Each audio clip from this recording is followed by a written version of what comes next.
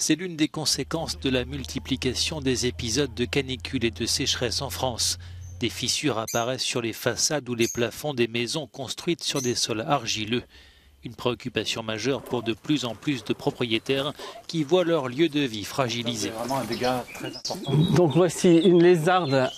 Donc on a un risque de péril si cette façade s'effondre avec le toit qui va suivre. Et là, ça peut être catastrophique. Les effets de la sécheresse se font ressentir également dans les vignobles où les vendanges, qui ont lieu habituellement mi-septembre, ont déjà débuté.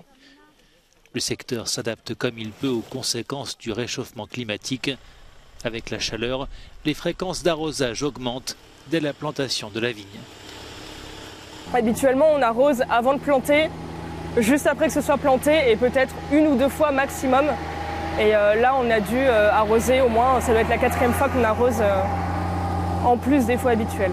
Les éleveurs de bétail aussi doivent s'adapter face à une herbe qui se raréfie, brûlée par le soleil. Pour nourrir ses vaches, cet agriculteur utilise ses stocks prévus pour l'hiver.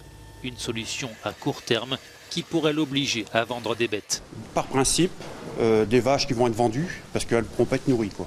Donc qui dit vendre des vaches, dit donc moins de lait pour l'année prochaine. Donc encore un peu plus de tension sur les produits laitiers l'année prochaine à partir de 2020. Malgré les récents orages, la sécheresse intense que connaît actuellement la France touche l'ensemble du territoire. La plupart des départements sont concernés par des restrictions d'eau et une centaine de communes sont privées d'eau potable.